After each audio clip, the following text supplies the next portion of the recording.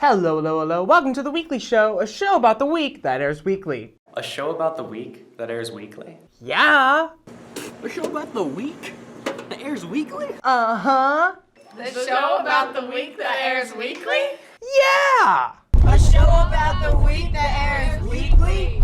Yeah. That's amazing! That's incredible! That's never been done before! Actually, it's not that creative of an idea, and it's not even that hard. I mean, if a British person can do it, then anybody can, right?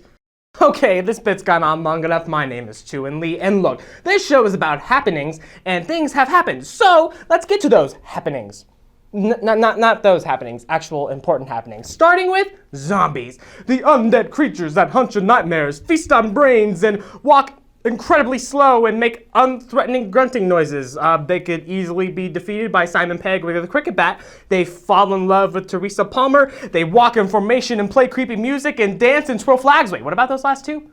Oh yeah, the marching band. I'm sorry, I always get Simon Pegg confused with Jeff Chadwick for some reason. I think I just have a problem with faces. Like those two people have faces. It's the same thing with me and John Boyega and Chris Pratt.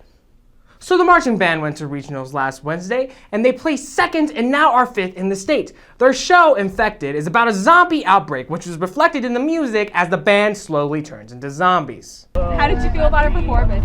It's pretty good. I almost tripped, but we're good. We're good. How did you feel after we were done? Chills everywhere, all the way, and so we got to the last chord, and the little zombies up on the podium were like, rah, and everybody was like, boom, and it was super legit. Was it legit, Matthew? Oh yeah! How do you think we did? I think we freaking killed it. We did really good. We did, didn't we? Right now, we are fifth in the state. We are 0.8 points behind the people in front of us. And so right now, it's just going to be lots of cleaning, lots of visual work. Was it lit? I guess. I'm not sure what that means, but yeah. Was that lit? Yes, it was lit. Oh yes, it is indeed lit. And you know who else is lit? Lily Lockhart. Softball went to state this past weekend, and it was the farthest that they've ever gone. Unfortunately, they lost by 1 point to Eton, and this is still an impressive feat considering that at one point they were down 13-1. They came back. And with this last game came the end of Lily Lockhart's high school softball career, which boasts an impressive home run total of 52, which ranks the 7th in the U.S. and is the highest in Colorado. Considering that nobody has ever been on this list in Colorado, it's the highest in Colorado high school softball history. This is a big deal. And unfortunately, Lockhart will not be continuing her softball career, for she will be going to Dartmouth College next year to join their track and field team, which later this upcoming spring, she will also be in some title favorites for discus and shot put. Yay, sports! Man, you have no idea how long it took me to get this filmed and also to get that written so I didn't sound like an idiot. But anyways, congratulations to Lily Lockhart. Don't be discouraged that you guys lost, but you guys still made it super far and you have accomplished a lot here at Delta High School, and that is nothing to sneeze at. Also, congratulations to the DHS Marching Band for placing second at regionals. You guys are going to state.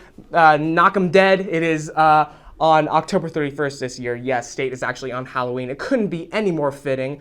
And with that, speaking of The Walking Dead, this week's Top 5.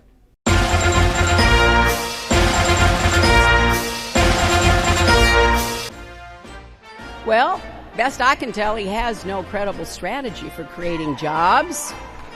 And maybe we shouldn't expect better from someone whose most famous words are, "You're fired."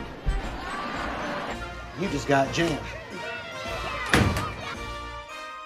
They're talking about Bernie because he made a bad deal. He would have been a hero. But he made a deal with the devil. She's the devil. He made a deal with the devil. Would you like some aloe vera? You just got burned. Just look at what he did in Atlantic City. He put his name on buildings, his favorite thing to do.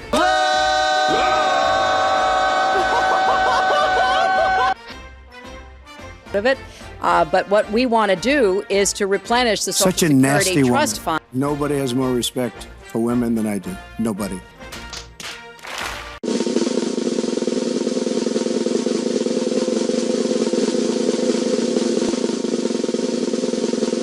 It's just awfully good that someone with the temperament of Donald Trump is not in charge of the law in our country. Because you'd be in jail. Secretary Clinton. Why does this keep happening to me?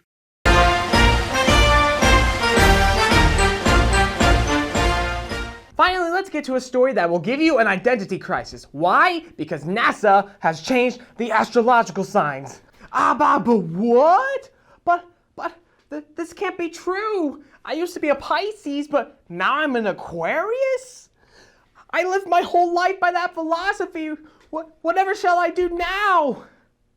I don't know who I am! Before you start screaming up to the sky in terror, questioning your whole existence, the first question to ask is why? Why did NASA change the astrological signs? Well, they didn't. Not really. You see, astrology is not a science, but more of a belief that the stars dictate one's future and one's character. Now, yes, astronomers recognize the constellations the Babylonians drew thousands of years ago. But like all constellations, they're just a bunch of meaningless signs in the sky. But the Babylonians found these constellations interesting because of the imaginary lines that could be drawn from the Earth connecting it to the position of the sun. Obviously, there are 12 zodiac signs that correspond with the 12 months in the year. This is because the Babylonians drew 12 lines to go with each constellation. And as the Earth turned, the Earth would go through one of these lines. But what the Babylonians didn't know was that the Earth's rotation was a bit wobbly, so the way the Earth turned would change over time. So now the Earth turns a little bit differently and it has shifted the astrological signs, which means that there are now 13 astrological signs rather than 12. Basically, NASA just did the math. They didn't really, change anything. So before you get mad at NASA, don't blame it on them. Blame it on the rain that was falling. Blame it on the stars that shine at night. That's for the teachers out there that will get that reference. God, Milli Vanilli were great, weren't they? Like, just the way they lip synced and the way they couldn't dance to save their lives. I mean, just great, right? And on that boring note, that's our show. Subscribe to the channel if you like what you saw, and hit that like button, won't ya? You can follow Delta Paw Print on all the social media channels right here. And as always, guys, my name is Tuan. This has been The Weekly Show, and until next time, bye.